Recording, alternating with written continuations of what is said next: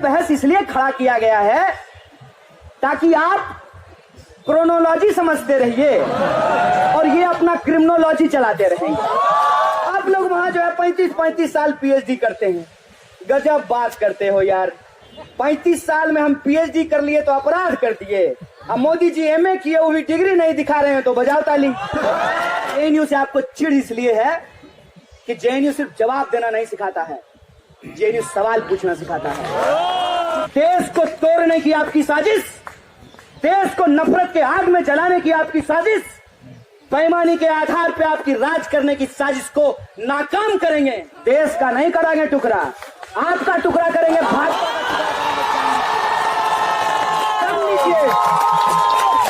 ये ऐलान है, ये इसको हमारा इकबालिया बयान समझिए। आप जितना गाली देना है आप दे लीजिए, जितना एंटी नेशनल कहना है कह लीजिए। इससे आपके बच्चों को नौकरी नहीं मिलेगी, इससे आपको सुरक्षा नहीं मिलेगी। राष्ट्रवाद के नाम पे एक राष्ट्रवादी सरकार देश की राष्ट्रीय संपत्ति को बेच रही है और आपको जेएनयू की पड़ी हुई है। आप इस बात की चिंता में है कि जेएनयू में नारा लगा कि नहीं लगा। आपकी चिंता नारा नहीं है। अगर आपको चिंता होता नारे का और देश का तो पिछले 5 साल में आप समझ गए होते कि जेएनयू किस बात के लिए लड़ रहा है। कभी रिजर्वेशन को गाली दे करके, कभी पब्लिक फंडेड यूनिवर्सिटी को गाली दे करके, कभी मेरिट का तर्क ला करके हमारी लड़ाई को गुमराह कर देंगे। आइए भेजिए जिसको भेजना है। जौन सा आपका सबसे सुयोग्य संतान है उसको भेजिए बहस करने के लिए। हम बहस करेंगे आपसे, हम आपको बताएंगे कि मेरिट क्या होता है। और मेरिट की बात करते हैं, क्या मेरिट है आपके लल्ला का, जैसा का क्या मेरिट है, क्या मेरिट है। सिर्फ इस बात को छोड़ दिया जाए कि उनकी शकल हूबहू अमित शाह से मिलती है। उस आदमी का क्या मेरिट है, उसको कैसे इस देश में बीसीसीआई का सेक्रेटरी बना दिया गया है। पूछेंगे कोई सवाल, कोई ठोकेगा ताल, बताएगा कि नेशन वांट्स टू नो। हम चैलेंज करते हैं।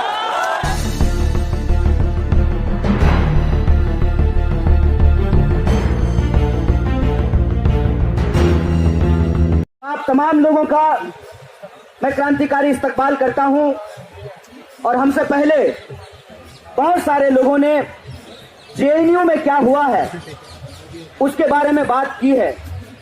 मैं थोड़ी सी बात इस पे करना चाहता हूं कि क्यों हुआ है, इसको समझना बहुत जरूरी है। ऐसा क्यों किया जा रहा है कि बार बार एक यूनिवर्सिटी को बदनाम करने की कोशिश की जा रही है। आखिर उस यूनिवर्सिटी में ऐसा क्या है, क्यों लोगों को उसके नाम से ही चिढ़ाया जा रहा है, क्यों वहां के लोगों को एंटी नेशनल कहा जा रहा है और क्यों जो उनके साथ खड़े होते हैं उनको एंटी नेशनल कहना शुरू कर दिया जाता है। अभी आपने देखा कि हिंदी सिनेमा की एक अदाकारा जेएनयू आई थी, कुछ नहीं बोली, नारा नहीं लगाई, मोदी जी का नाम नहीं लिया, मोटा भाई का भी नाम नहीं लिया, उनका बेटा जय शाह की भी चर्चा नहीं हुई, बीसीसीआई का सेक्रेटरी वो क्यों बन गया इस पे भी वो सवाल नहीं पूछी, कुछ नहीं बोली। वो आई, घायल विद्यार्थियों से मिल करके चुपचाप चली गई। ये कहना शुरू किया कि हम इनका फिल्म नहीं देखेंगे। तो मेरे मन में एक सवाल आया कि भाई वो किसी का नाम ही नहीं ली, किसी पार्टी का नाम नहीं ली, किसी विचारधारा का नाम नहीं ली, किसी के खिलाफ नारा नहीं लगाया, तो फिल्म क्यों नहीं देखेंगे। मतलब ये मानते हैं जो सरकार के समर्थक हैं उन्होंने ही जेएनयू में हिंसा की। फिर हमारे काबिल वाइस चांसलर अचानक से मीडिया के सामने अवतरित हुए। 70 दिन से आंदोलन चल रहा था, वो कहां थे, हो सकता है अच्छे दिन के साथ सो रहे होंगे, उनका एड्रेस नहीं मिल रहा था। फिर वो आए और मीडिया को कहा कि जो ग्रेट पर्सनैलिटीज घायलों से आके मिल रहे हैं उनको उनसे भी मिलना चाहिए जिनकी पढ़ाई लिखाई बाधित है, इसको कहते हैं कि अपना काम नहीं कर पा रहे हैं, अपना कार नहीं खरीद कर पा रहे हैं, तो पड़ोसी जब कार खरीद के लाया है तो कह रहे हैं कि इसका रंग अच्छा नहीं है। कोई उसको याद दिलाइए कि साहब ये आपका काम है कि यूनिवर्सिटी में पढ़ाई लिखाई क्यों नहीं हो रही है, तो ये आप जाकर के विद्यार्थियों से बात करेंगे, आप जाकर के अपने शिक्षकों से बात करेंगे, आप अपने कर्मचारियों से जाकर के बात करेंगे। दीपिका पादुकोण जेएनयू की वाइस चांसलर नहीं है। मेरा प्रश्न ये है कि आपके घर में कोई घायल हो जाए और जो हेड ऑफ फैमिली है, परिवार का मुखिया है, वो उससे मिलेगा कि नहीं मिलेगा? वाइस चांसलर बोले हैं कि कोई भी आके हमसे मिल सकता है, हमारा दरवाजा खुला रहता है। ऐसा तो अमित शाह भी बोले हैं कि रात को 3 बजे भी मेरे घर में आ सकते हो। बोलिए ये निमंत्रण है कि धमकी? क्या है ये? वाइस चांसलर कह रहे हैं कि कोई भी आके हमसे मिल सकता है।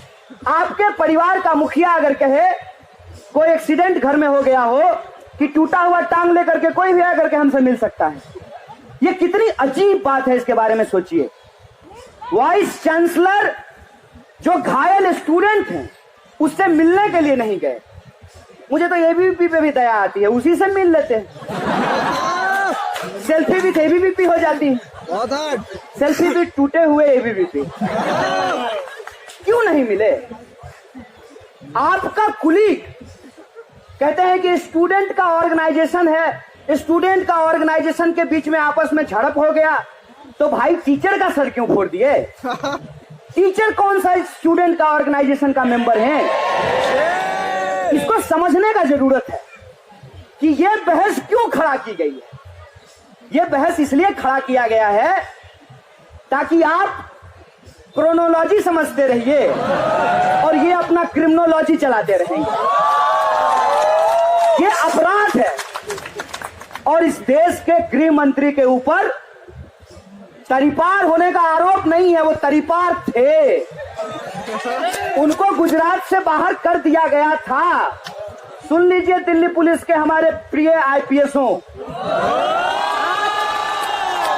आप जो है एक तरीपार का गुलामी करना बंद कर दीजिए। आप आईपीएस हैं,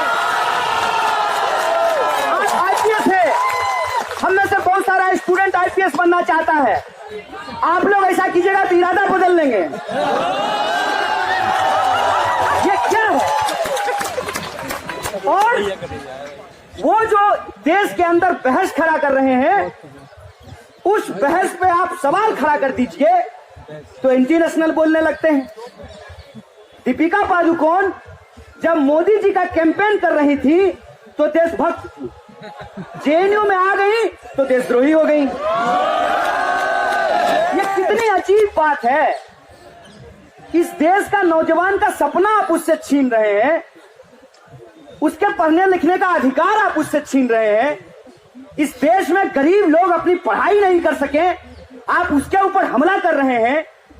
आप सीधे तौर पर यह साजिश कर रहे हैं कि अगर जेएनयू जैसे संस्थान बंद नहीं होंगे तो जेएनयू यूनिवर्सिटी ऑफ एमिनेंस कैसे बनेगा?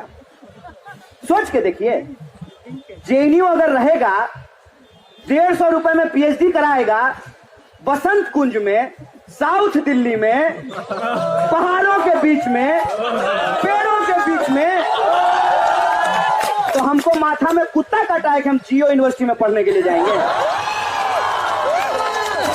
ये क्यों है? ये इसलिए है कि जब तक बीएसएनएल भाई साहब नहीं लगेगा, नहीं बनेगा, तो जियो धन धनाधन कैसे होगा? बोलिए, जियो धन धनाधन कैसे होगा?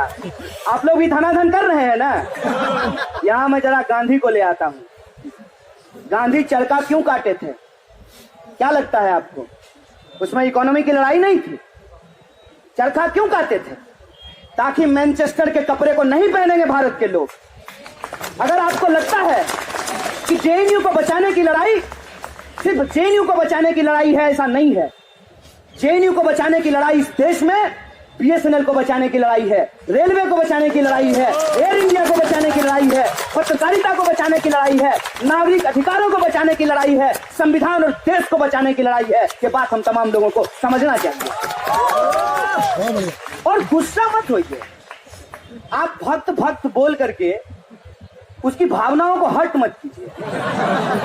आप ही सोचिए, आपको अगर किसी से मोहब्बत होगी, उसके बारे में खराब बात बोलेगा तो बुरा लगेगा ना। तो आप उसकी भावनाओं को हर्ट मत कीजिए। सिर्फ उससे ये पूछिए, दोस्त आओ चाय पीते हैं, चलो थोड़ा हम भी चाय पे चर्चा कर लें।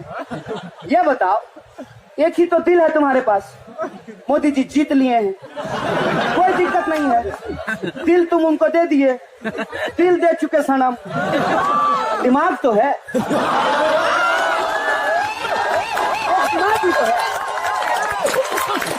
एक दिमाग है ना आपके पास। अब सोच के देखिए, दिल्ली का चुनाव हो रहा है, करोड़ों लोग यहां पर रहते हैं, दिल्ली की अपनी समस्याएं हैं, दिल्ली में लोगों के फेफड़े खराब हो रहे हैं, एडवाइजरी जारी होता है कि सुबह टहलने के लिए नहीं निकलिए, जबकि कहा जाता है कि सुबह टहलने से लोग स्वस्थ रहते हैं, दिल्ली में अस्वस्थ हो जाते हैं। यह दिल्ली की समस्या है। एलकेजी में, यूकेजी में एडमिशन कराने के लिए माँ बाप को तब से ही चिंता होने लगती है जब वो बीआर प्रेग्नेंट हो जाते हैं। ये सच है कि इंटरव्यू की तैयारी करते हैं बच्चों से पहले माँ बाप कि एलकेजी यूकेजी में एडमिशन कैसे होगा। लोगों के पास पार्किंग की समस्याएं हैं, कार खरीदना चाहते हैं लेकिन लगाने की जगह नहीं है। जहां पे दोस्त ऐसे मोहल्लों में रहें जहां कार ले जाने में दिक्कत हो तो दोस्ती छूट जाती है। लोग जो है वैसी जगह पे गेट टुगेदर करना पसंद करते हैं जहां पार्किंग हो सके।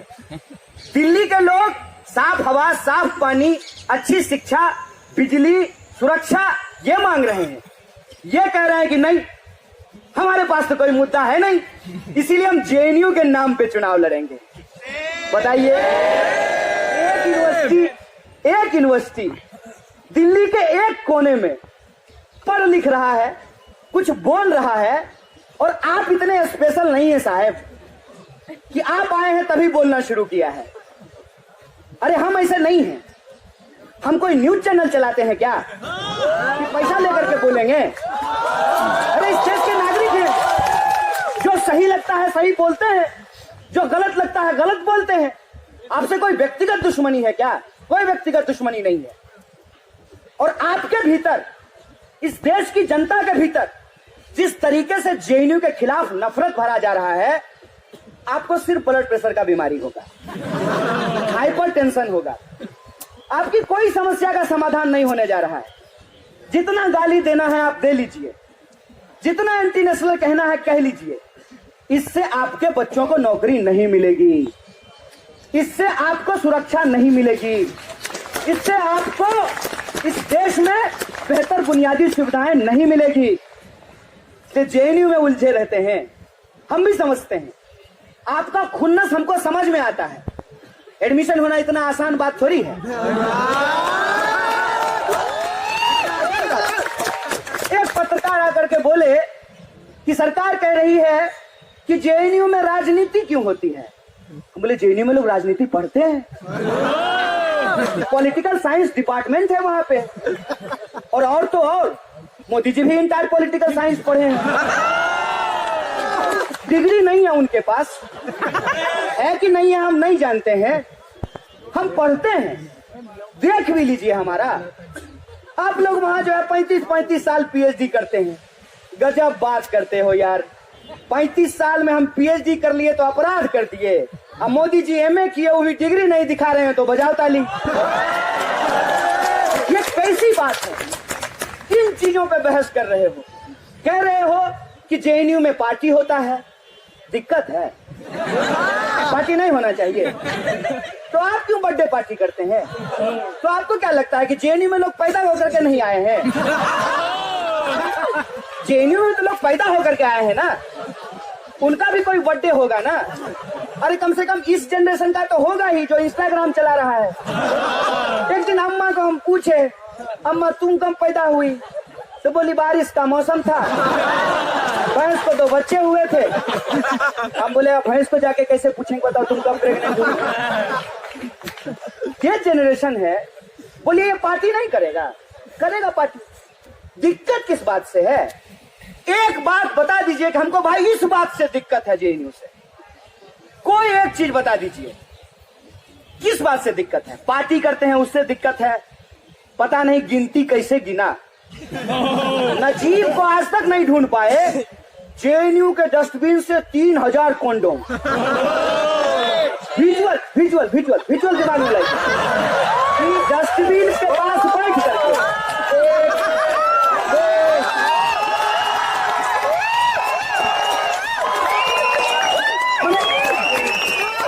बकवास है, ये बकवास कहते हैं, बकवास कि आप कॉन्डोम गिन रहे हैं, शराब का बोतल गिन रहे हैं। अरे भाई, हमारे सिगरेट पीने से दिल्ली की हवा नहीं खराब होती है। जो पीता है, फोटो लगा हुआ है भाई उस पे कि अगर आप पढ़ नहीं सकते हैं तो फोटो देख लीजिए, वो अपना फेफड़ा खराब कर रहा है। अगर स्टूडेंट नहीं पढ़ेगा तो वो अपना भविष्य खराब करेगा। स्टूडेंट की बड़ी चिंता हो रही है, स्टूडेंट के नाम पे राजनीति हो रही है। उल्लू समझते हैं क्या अपने जैसा? हमारे नाम पे कोई राजनीति कर लेगा? हमको बुद्धि नहीं है, हम सोच नहीं सकते हैं, हम नहीं पढ़े हैं देश का इतिहास, हमको राजनीति नहीं पता है, हम साइंस नहीं पढ़ते हैं, हम पॉलिटिकल सिस्टम नहीं पढ़ते हैं, हम डेमोक्रेसी नहीं जानते हैं। हमको सब पता है, हमको तो ये भी पता है जो आपको नहीं पता है। हमको कोई ऐसा बेवकूफ नहीं बना लेगा। बिल्कुल सीधी सी बात है। जेएनयू कहता है इस देश में जनता की चुनी हुई सरकार है, जनता ने उसको चुना है, जनता टैक्स का पैसा देती है। सरकार जो सरकारी संसद में बैठती है, सरकारी कार पे घूमती है, सरकारी हवाई जहाज पे जो उड़ती है, जो सरकारी यात्राओं पे अपने प्राइवेट दोस्तों को बिजनेस दिलवाती है, उस सरकार की ये जिम्मेवारी है कि वो सरकारी शिक्षण संस्थानों को चलाए। उसकी जिम्मेवारी है कि वो सरकारी रेलवे को बचाए, उसकी जिम्मेवारी है कि वो एयर इंडिया को बचाए, उसकी जिम्मेवारी है कि बीएसएनएल को नहीं बेचा जाए। मंत्री बनेंगे सरकारी, कार चाहिए सरकारी, फोटो खिंचा जाएगा सरकारी कैमरे में, रहेंगे सरकारी घर में, लेकिन सरकारी यूनिवर्सिटी नहीं चाहिए, वहां जियो, यूनिवर्सिटी ऑफ एमिनेंस। ये बेईमानी है। ये राष्ट्रवाद के नाम पे एक राष्ट्रवादी सरकार देश की राष्ट्रीय संपत्ति को बेच रही है और आपको जेएनयू की पड़ी हुई है। आप इस बात की चिंता में है कि जेएनयू में नारा लगा कि नहीं लगा। आपकी चिंता नारा नहीं है। अगर आपको चिंता होता नारे का और देश का, तो पिछले 5 साल में आप समझ गए होते कि जेएनयू किस बात के लिए लड़ रहा है। एक पत्रकार ने कहा कि आपको टुकड़ा टुकड़ा गैंग बोला जाता है। हम बोले सरगना,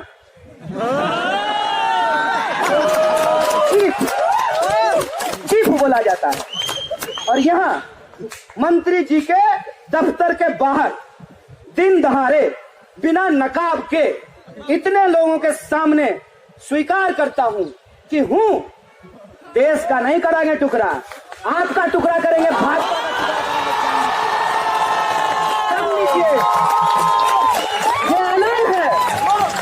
ये इसको हमारा इकबालिया बयान समझिए आप, ये हमारा ऐलान समझिए आप कि देश को तोड़ने की आपकी साजिश, देश को नफरत के आग में जलाने की आपकी साजिश, बेईमानी के आधार पे आपकी राज करने की साजिश को नाकाम करेंगे। और आपको क्या लगता है कि आप कभी रिजर्वेशन को गाली दे करके, कभी पब्लिक फंडेड यूनिवर्सिटी को गाली दे करके, कभी मैरिट का तर्क ला करके हमारी लड़ाई को गुमराह कर देंगे?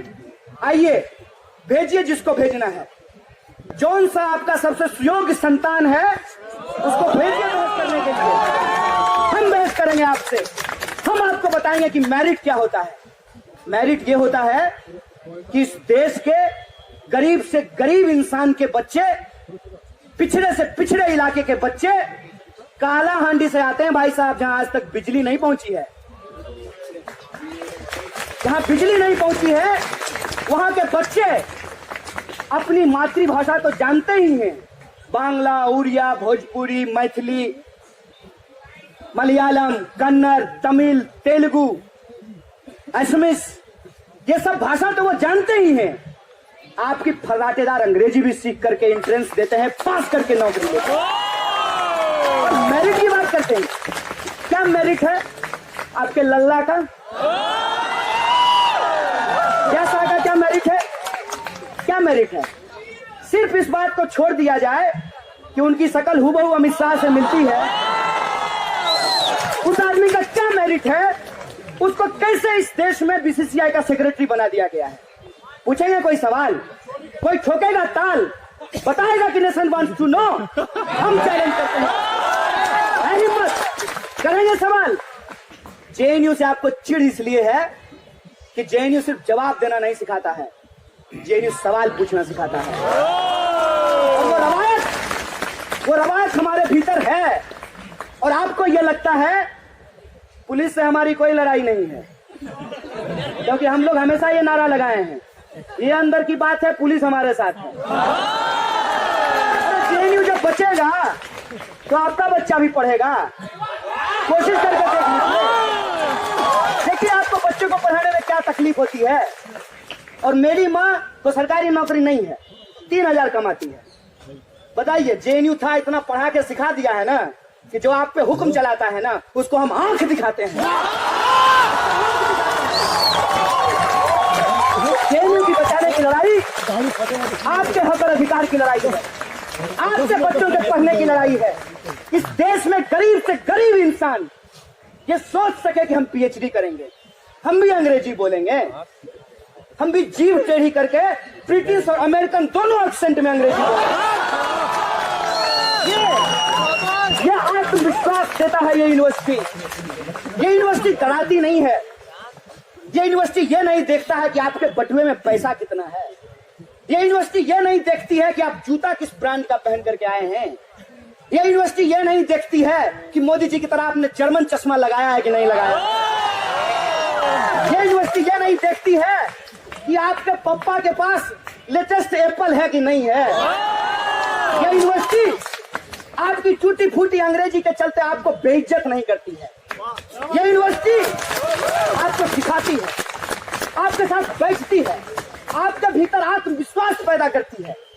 इस यूनिवर्सिटी का गेट किसी को डराता नहीं है, क्योंकि ये यूनिवर्सिटी है, किसी मॉल में चलने वाला कोई 50% छूट की सेल वाला दुकान नहीं है। अगर आपके पास पैसा नहीं है तो आप मॉल के शीशे वाले गेट के भीतर घुसने का हिम्मत नहीं करेंगे, आपको डर लगेगा। आप कपड़े का क्वालिटी चेक करने से पहले उसका टैग देखते हैं कि दाम क्या है, देखते हैं कि नहीं देखते हैं। ये यूनिवर्सिटी नहीं डराती है। अरे क्या फर्क पड़ता है कि किसकी माँ कहाँ कमाती है और कितना कमाती है। यूनिवर्सिटी ने कहा है कि ये हमारे बच्चे हैं, अगर हमारे मानदंड को ये पूरा करते हैं, अगर ये एंट्रेंस पास करके आए हैं तो हम इनको पढ़ाएंगे। तो एक ही बात की चिंता रहती थी ना कि किसी तरह से एंट्रेंस पास कर लेना है। खैरात में नहीं मिला है, जैसा की तरह हमको खैरात में नहीं मिला है बीसीसीआई। अपनी मेहनत से एंट्रेंस पास करके अपनी मातृभाषा में स्कूलिंग करने के बावजूद अंग्रेजी पढ़ करके, अंग्रेजी सीख करके, अंग्रेजी में एग्जाम दे करके जेएनयू में एडमिशन लेते हैं। आप ठीक नहीं थे। और जेएनयू सिर्फ आज की पीढ़ी के लिए नहीं लड़ता है। अगर आज की पीढ़ी के लिए लड़ रहा होता तो आज जेएनयू के सारे पुराने प्रेसिडेंट यहां खड़े नहीं होते। बत्तीलाल भैरवा का नाम कितने गौरव से लिया जाता है। देखिए कि वो पुराने प्रेसिडेंट आज यहां खड़े हैं आप लोगों के साथ। ये जेएनयू की रवायत है कि हम सिर्फ अपने लिए नहीं जीना सीखते हैं, दूसरे का भी जीने का अधिकार है, इस बात के लिए भी खड़े होते हैं। जेएनयू के स्टूडेंट जो आज जेएनयू में पढ़ रहे हैं, एक पत्रकार हमको बार बार कह रहा था कि जो दे सकते हैं उनको देने में क्या दिक्कत है। अरे जो तुमको दे सकते हैं उनसे तो तुम ले ही रहे हो। तुम ये तो बताओ कि जो नहीं दे सकते हैं उनके लिए तुम्हारे पास क्या योजना है। जेएनयू में जो आज पढ़ते हैं उनको फेलोशिप मिलता है, उनको जेआरएफ मिलता है, वो फीस दे सकते हैं। वो सिर्फ अपनी फीस के लिए नहीं लड़ रहे हैं, वो इस बात के लिए लड़ रहे हैं कि आज अगर हम नहीं लड़ेंगे तो कल को फिर से कोई आंगनबाड़ी का बेटा, कोई चूड़ी बेचने वाला का बेटा, कोई सब्जी बेचने वाली की बेटी यूनिवर्सिटी में नहीं आ पाएगी। इस बात के लिए लड़ रहे हैं। और देश होने का यही मतलब होता है, यही मतलब होता है मेरे दोस्त, देश होने का, कि देश हम सबका है। चाहे हमारा रंग कुछ भी हो, चाहे हमारी जाति कुछ भी हो, चाहे हमारी नाक कैसी भी हो, हमारी बोली कैसी भी हो, हम सब इस देश के नागरिक हैं। और जब हम इस देश के नागरिक हैं तो इस देश का संविधान सभी नागरिकों को पढ़ने का और सपने देखने का अधिकार देता है। आप हमारे सपने को छीन लेना चाहते हैं। पास ने एक बात कही है कि सबसे खतरनाक होता है हमारे सपनों का मर जाना। आप हमारे सपनों को मार देना चाहते हैं, नहीं मरने देंगे। आपको भ्रम है कि पुलिस से पिटवा देंगे, फर्जी मुकदमा करवा देंगे, अपने मीडिया चैनल को बोल बोल करके टुकड़ा टुकड़ा का गैंग बोलेंगे, एंटी नेशनल बोलेंगे, डर का ऐसा माहौल पैदा खड़ा करेंगे कि कोई आकर के खड़ा होगा उसको एंटी नेशनल बोलना शुरू कर देंगे। तो आप आंख में काजल डाल करके देखते रहिए कि पूरा देश हमारे साथ खड़ा हो जाएगा, आप अकेले रह जाएंगे।